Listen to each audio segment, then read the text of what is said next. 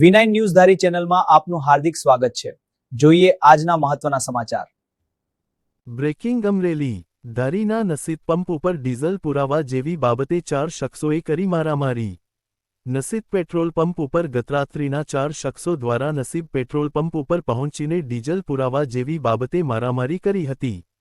નસીબ પંપના સંચાલક ઉપર લાકડી વડે હુમલો કરતા પંપના સંચાલકને સામાન્ય ઈજાઓ પહોંચી હતી। હાલ પેટ્રોલ ડીઝલની તંગીની અફવાઓને લઈને લોકોમાં પણ અસમંજસનો માહોલ જોવા મળી રહ્યો છે। પંપના સંચાલક દ્વારા ભવિષ્યમાં આવી ઘટના ન બને તે માટે વહીવટી તંત્ર પાસે કરી માગણી। ઘટનાની જાણ થતાં જ ધારી પોલીસ વિભાગ દ્વારા મારામારીના આરોપીઓને ઝડપી લેવા માટે ચક્રો ગતિમાન હાથ ધર્યા હતા।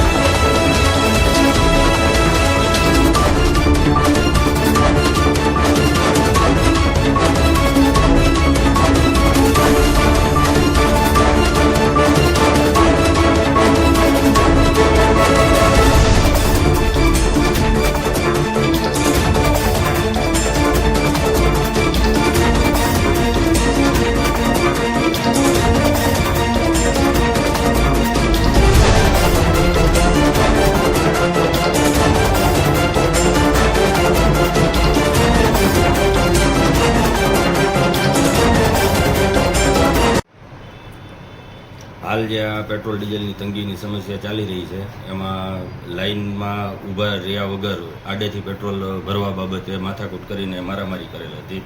તો આ બાબતે તંત્રનું ધ્યાન દોરવા માગું છું અને તંત્રને અપીલ કરું છું કે આવા બનાવો વારાફરતી ના બને।